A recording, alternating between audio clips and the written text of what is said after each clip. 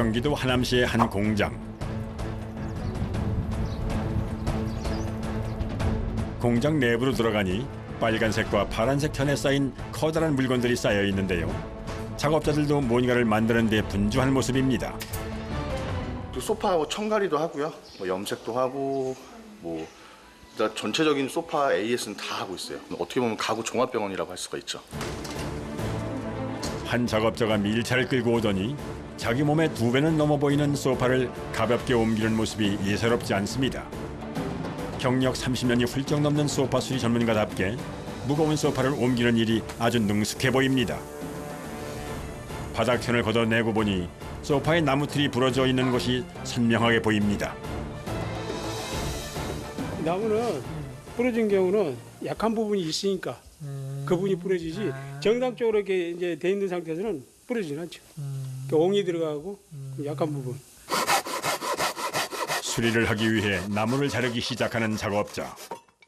이렇게 부러지면은 이렇게 하나 대줘야 되고 만약에 이제 전체적으로 이제 뭐 여러 가지 부러졌으면 전체 다 뜯어서 갈아줘야 되고. 그러니까 지금 같은 경우는 그냥 이렇게 덧대기만 해도 돼요? 그러죠. 그래도 굉장히 튼튼하죠. 나무를 부러진 곳에 붙인 후 타전기로 고정을 해줍니다. 이거 엄청 세네요 지금 바람이. 비 뭐예요? 길잖아요. 타카, 목수 타카라고요. 일반 거랑 훨씬 큰 거네요. 그러죠. 짤 때만 사용하는 거. 주로 두꺼운 나무를 고정할 때 사용하기 때문에 심의 길이가 무려 5cm가 넘는다는데요. 그래서 나무가 아주 튼튼하게 고정된다는군요. 부러진 틀 부분을 나무로 덧대어 보수해주고 바닥천을 덮어 타전기로 고정을 해주면 수리가 끝납니다. 수리 후 상태 체크는 필수라네요. 더 나갑니다. 만약에 잘못됐으면 들어가 있어. 힘이 없이 꺼지는 거죠.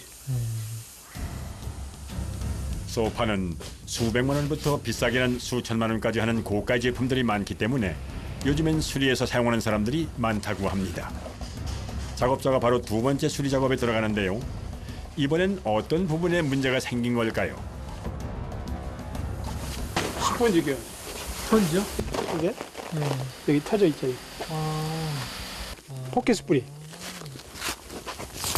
이렇게네요. 타네. 이렇게 터져가지고 이게 이제 전체 바닥은 다 드러내고 새롭게 스펀지를 교환하는 거죠. 이 포켓 스프링이 이 터지면 이 상태는 할 수가 없어요. 그걸 버려야죠. 다 이렇게 기어 올라오죠. 요걸 이제 뚫고 올라간다고. 찝고 배가 부르고 위로 올려버리니까. 아무래도 이제 오래 쓰면 그렇죠. 오래 쓰면 여기에 기어 오르니까 다칠 수도 있죠. 그래서 이런 것은 빨리 보고 갈아줘야죠. 오래 사용한 소파의 방석 부분이 불룩 올라와 있는 것은 스프링 고장일 확률이 높은데요. 단지 쿠션 문제뿐만이 아니라 잘못하면 가죽을 뚫고 나와 위험할 수도 있어 빨리 수리를 해줘야 한다고 하네요. 이 안에도 지금 스프링이 있어요? 스프링이죠. 액젓. 이거 스프링. 아랫부분의 스프링도 오래 사용해서 헐거워진 상태입니다. 저희가 요걸 이제 좀 보강해줘야 돼요. 부드러운 쿠션을 좋아하는 유럽과는 달리 우리나라 사람들은 단단한 쿠션감을 선호하기 때문에 헐거워진 부분에 고무밴드를 추가해 단단하게 만들어줘야 한다는군요.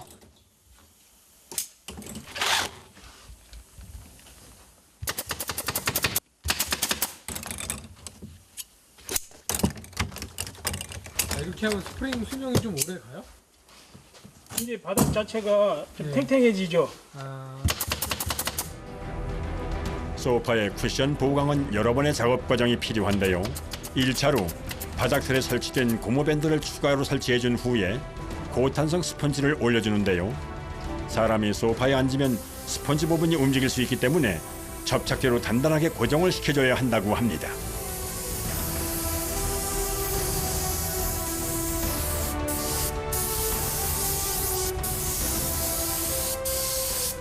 천연 스프레이라고 냄새가 안 나는 거죠. 냄새 안 나는 분들 써줘야지. 그래야 이게 소비자들도 건강에 좋잖아요. 냄새 나면 안 되잖아요. 3차 쿠션 보강은 스펀지 위에 솜을 올려주는 작업인데요. 솜을 덧대어주면 몽글몽글한 쿠션감이 좋아지고 스펀지랑 가죽이 맞닿아 마모드는 것도 방지해준다고 합니다. 쿠션 보강 작업이 끝나면 가죽을 입히는 작업이 진행됩니다. 두꺼운 가죽을 힘으로 당겨 씌우는 일은 만만치 않아 관절에 무리가 생기는 작업자들이 많다고 합니다. 가죽을 소파에 입힌 후엔 수리를 위해 분해해두었던 다리를 다시 설치해줍니다.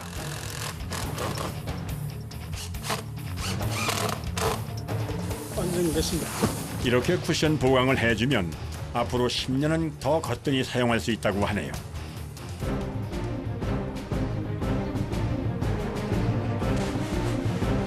한 작업자가 소파를 열심히 닦고 있습니다. 가죽 소파를 오래 사용하다 보면 어쩔 수 없이 생기는 것이 갈라지는 현상인데요. 아무리 관리를 잘 해준다고 해도 시간이 지나면서 가죽이 터지거나 갈라지는 현상은 막을 도리가 없다고 합니다. 이럴 때 유용한 수리 방법이 바로 부분 염색입니다. 그런데 부분 염색을 준비하던 작업자가 소파 가죽에 점점이 뭔가를 찍고 있습니다. 가죽에서 이제 험이 났는데 흠이 좀 큰 거예요. 흠이 크다 보니까 이제 이게 함몰이 돼 있죠. 함몰이 되면 나중에 이제 복원을 시키면은 이 부분이 이렇게 곰보 자국이 나요. 그 곰보 자국을 일단 먼저 없애주는 거죠. 염색을 하기 전 매움제를 이용해 파인 부분을 꼼꼼히 막아주지 않으면 염색이 매끈하게 나오질 않는다고 하는군요. 사실 너무 미세해서 잘 안 보이잖아요. 예. 근데 그런 부분까지 신경 쓰시는 거예요? 그래야 복원이죠. 미세한 차이가 결과에서는 큰 차이를 만들어내기 때문에 작업을 할 땐 항상 집중하는 것이 중요하다고 하는데요. 매움제를 소파에 바른 후 잘 말려준 다음 작업은 표면을 매끄럽게 갈아주는 샌딩 작업입니다.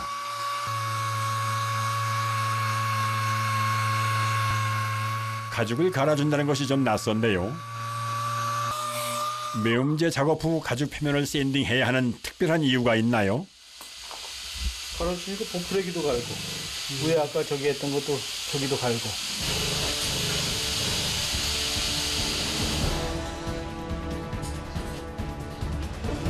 작업자가 또다시 뭔가를 들고 와 소파 위에 바르기 시작합니다. 하얀색 크림 같은 것을 가죽에 바른 후 손으로 문질러 넓게 펴놓습니다. 고무예요, 고무. 고무요? 네, 고무인데 아주 연질의 고무고 안에 이제 붓는 약이 있죠. 붓는 약에다가 고무를 섞어 놓은 거예요.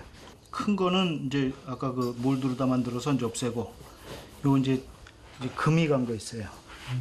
여기 가죽에 이제 이렇게 이제 갈라진 거거든요. 그러니까 갈라진 틈을 메워주는 거예요. 갈라진 틈이 작고 깊은 곳에는 매움제를 썼다면 넓은 부분을 커버하는 것에는 고무를 사용하는데요. 부분 염색으로 수리 의뢰가 들어오는 소파의 가장 큰 문제점이 가죽이 갈라지는 현상이기 때문에 빈틈없이 메워주는 것이 중요하다고 합니다. 커버 작업이 끝난 후엔 본격적인 염색이 시작되는데요. 접착제와 염료를 섞어 최대한 소파의 색과 동일하게 만들어냅니다.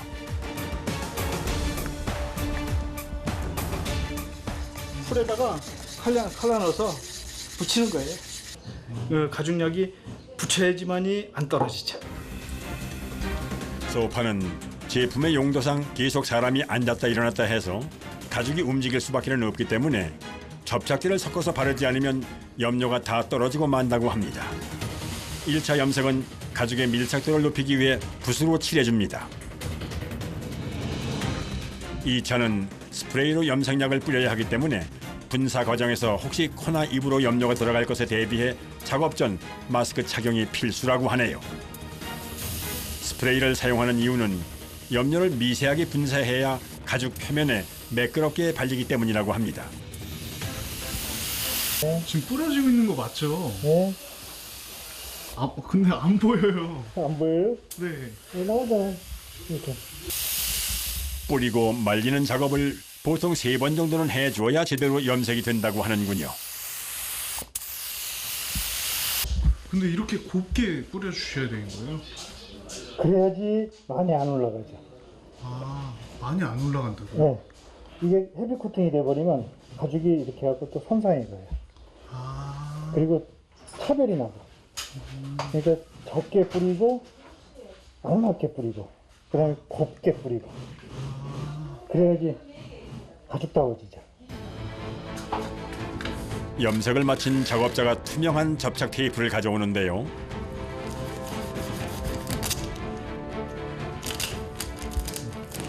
없죠. 없지. 그죠? 이렇게 하고 이렇게 했는데 안 떨어지잖아요. 그러면 이 밑에가 더 잘 붙어 있는 거죠. 그 염색약이 잘 붙어 잘 붙어 있는 거 확인하는 거예요. 없지. 아무것도 묻어나오지 않아야 염색이 제대로 된 것이라고 하는군요. 그 가죽은 물로 닦으면 아주 극약이고요. 제일 좋은 거는 마른 걸레로 그냥 먼지만 닦아주시고 그다음에 가끔 한번 우유로 한번 닦아주시면 좋죠. 우유요? 네, 우유가 우리 소의 그 성분하고 비슷해요. 그래서 우유로 닦아주면 좋아요. 자주 닦으면 또 안 되고요. 근데 진짜 몇 달에 한 번 이렇게. 가죽은 이렇게 먼지만 터는 거지 실제적으로 닦는 건 아닙니다. 수리 전 가죽이 여기저기 트고 갈라져 있던 소파의 부분 염색을 하니 새 제품처럼 깨끗해졌습니다. 다음 날 오전 공장에서 트럭 한 대가 밖으로 나가고 있는데요. 어디로 가는 것일까요?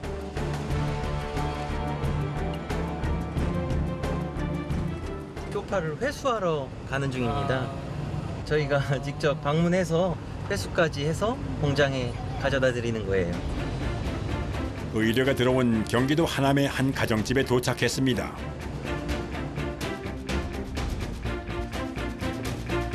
작업자가 트럭에서 둥글게 말린 커다란 천 뭉치 3개를 가지고 내립니다.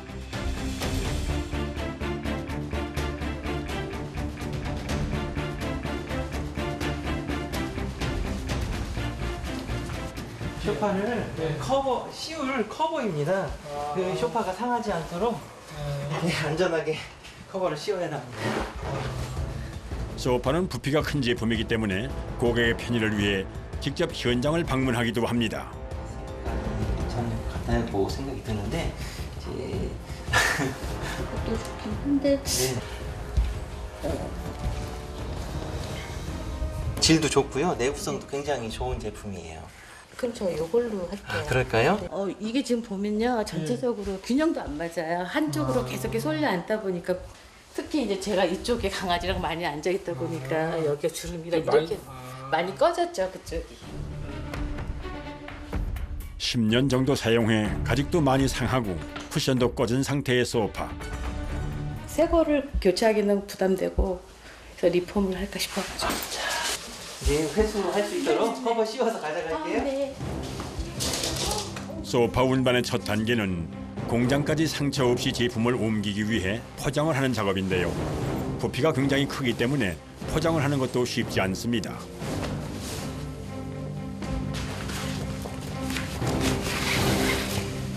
보통 소파의 무게가 100kg 가까이 되기 때문에 혼자서 크고 무거운 소파를 옮기는 일은 여간 힘든 일이 아니라는군요.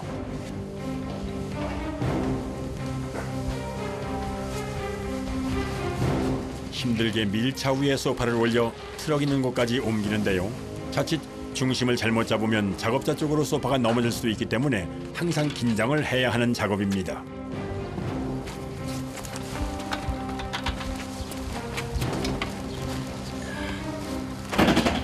소파의 높이가 작업자의 키보다 훨씬 크기 때문에 시야를 전부 가려 옮기는 것이 더 힘들다고 하네요. 더 힘든 데도 있어요? 그럼요. 이거보다 엘리베이터도 작고요. 소파도 굉장히 큰 소파들도 많이 있습니다. 또한 뭐 엘리베이터도 없는 경우도 있고요. 뭐 반지하나 원룸촌 이런 데는 굉장히 힘듭니다. 작업자가 새로운 소파를 가지고 의뢰인의 집으로 다시 돌아왔는데요. 무슨 일인가 했더니 수리할 동안 임시로 사용할 대여 소파라고 합니다. 좀 불편하시더라도 여기서 편하게 사용하세요. 보통 소파의 수리 기간이 일주일 정도 걸리기 때문에 의뢰인의 편의를 위해 소파를 대여해 준다고 하는군요.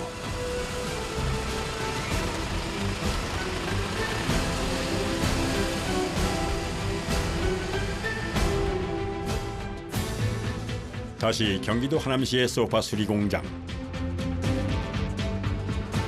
방금 수거한 소파의 수리를 서둘러 시작합니다.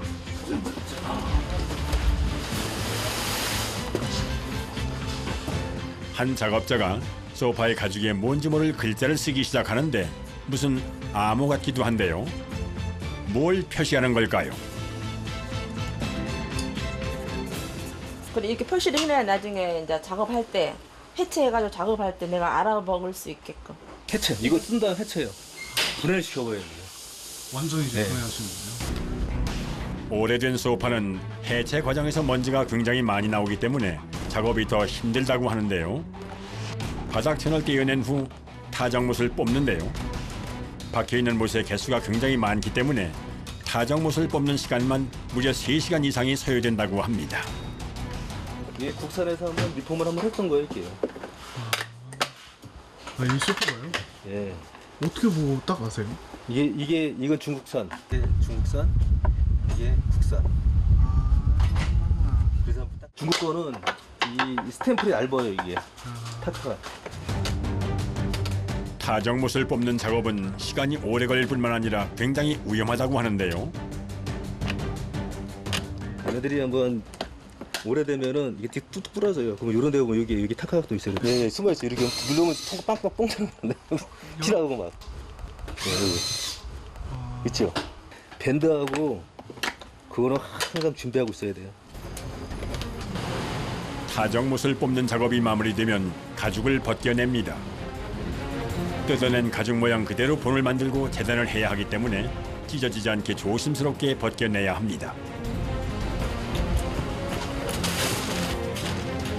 벗겨낸 가죽은 재봉실로 바로 보내져 다음 작업을 준비합니다.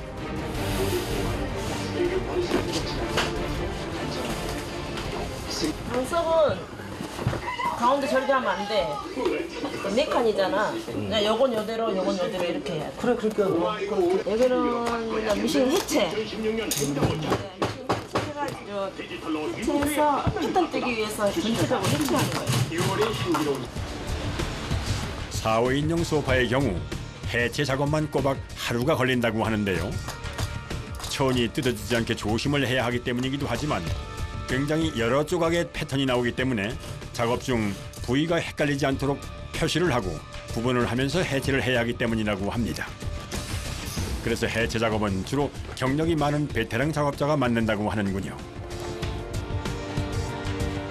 오늘 들어온 소파는 그 중에서도 특히 패턴의 개수가 많은 디자인이라 작업이 까다롭다고 하는데요.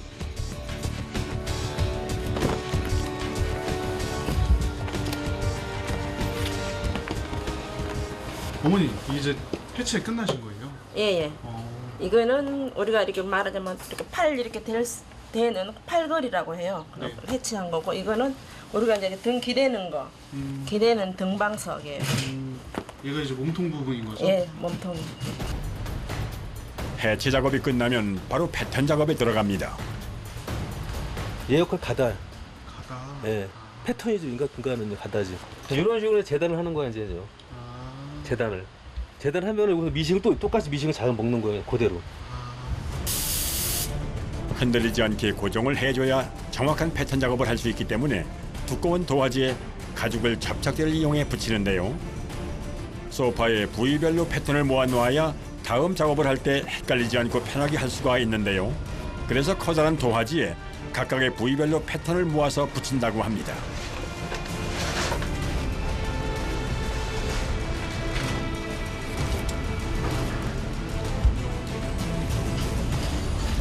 이렇게 해가지고 이제는 딱 만드는 거야, 이제 저거를, 가다를. 사실 천갈이라지만 새로 만드는 것과 별반 차이가 없는데요. 오히려 전에 사용하던 것과 똑같이 만들어야 하기 때문에 신경이 더 쓰이고 섬세한 작업의 연속이라고 합니다.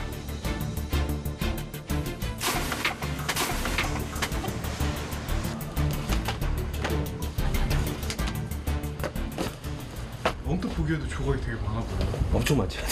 얼마나 나온 거예요? 한 150개? 150개요? 예. 그러니까 그 소파 하나에? 네. 패턴이 무려 150조각이나 되기 때문에 자르고 정리하는 것만도 큰일입니다. 패턴이 완성되면 바로 재단 작업으로 이어집니다. 작업자가 천가리에 사용할 새 가죽을 작업실로 옮겨 놓습니다.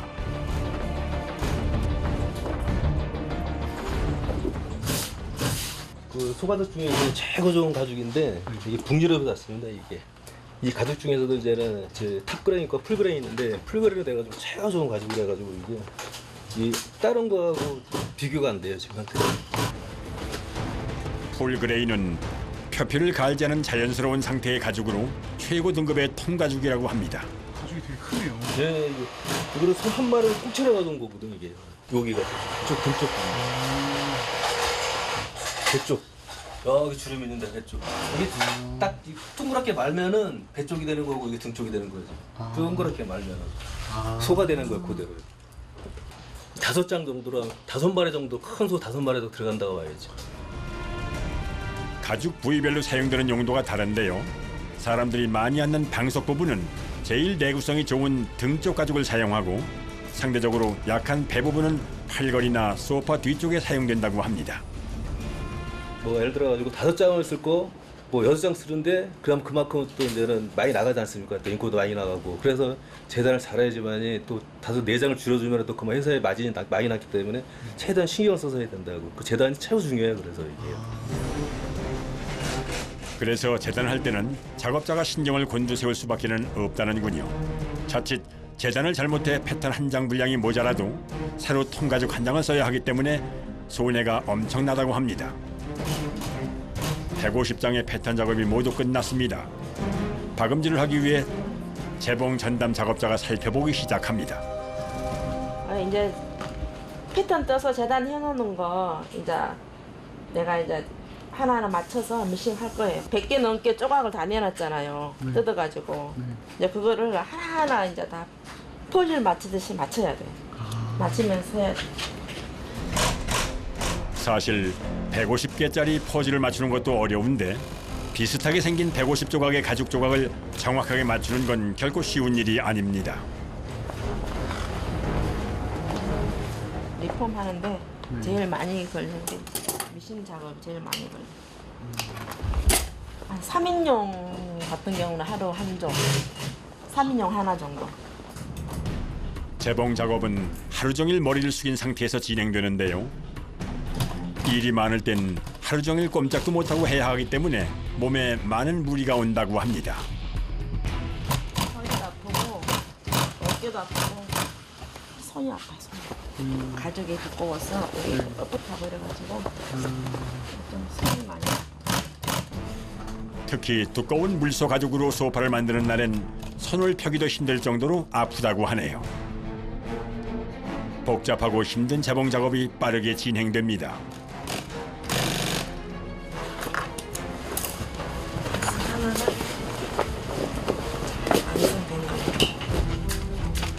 한참 재봉 작업이 진행되는 동안 다른 방에선 또 다른 작업이 시작되는데요. 내려앉은 소파에 쿠션을 보강하는 작업입니다. 아주 좋은 거 최고급. 스펀지를 보면은 이 보시다시피 보면 다 구멍이 뚫렸잖아요 이게. 이게 에어폼이라는 거지 자체가. 텐션, 탄성이 좀 있고 좀 좋아요 아주 이게. 다른 거보다 한 3배 정도 차이 나요 스펀지 가격이. 일반 이런 스펀지는 한 3, 4년이면 거의 한 죽다 보는데 이거는 굉장히 10여 년 정도는 가더라고요 보니까. 스펀지를 자르기 전 칼을 갈고 있는 작업자. 그런데 칼의 모양이 좀 달라 보입니다. 이거는 제가 톱인데 만든 거예요 칼로. 원래 톨이었다고요? 예, 톱인데 원래 칼로 만들어요. 이게. 그래서 이제 이 스펀지라든가 그 외에 이제는 쓸 수 있는 거는 좀 이걸 많이 쓰죠. 칼이 가늘어야 스펀지를 정확하게 자를 수 있기 때문에 개조를 한 것인데요. 날카롭고 얇아서 위험하기도 하답니다.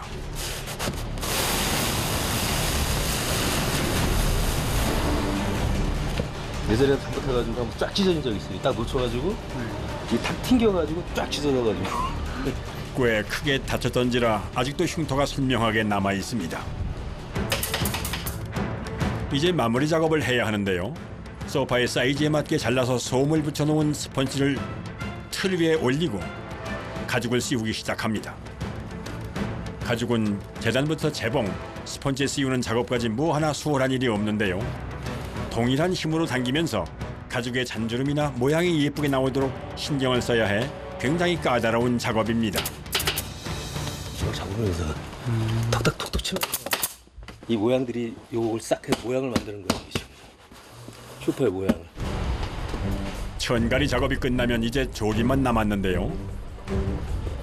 가죽에 손상이 가지 않게 조심스럽게 분리해 놓았던 손잡이와 목베개 등의 부위를 조립하면 쿠션 보강과 천가리 작업이 끝이 났습니다.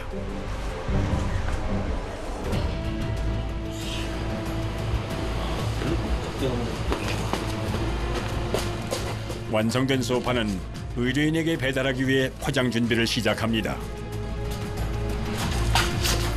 가죽 상태부터 쿠션, 모양까지 잘못된 것이 없이 모두 수리가 잘 됐는지 확인을 한 후에 출고가 된다고 합니다. 그런데 배송 전 마지막으로 꼭 해야 하는 작업이 있다고 하네요. 이 가죽 보호 크림이에요 이게. 이게 다 해가지고 할 때마다 저보다 뿌려주거든 전부 다 이거 이렇게. 할 때마다 그러면 이게 좀 강하게 오래 가요 저. 출고 전 작업 중 쌓였을지도 모를 먼지를 깨끗하게 닦아준다고 합니다. 10년 된 낡은 소파가 새 것처럼 변신했습니다. 누군가에게 소중한 물건을 복원하기 위해 애정을 가지고 땀을 흘려 만드는 작업자들이 있기에 그 가치가 더 빛나는 것 같습니다.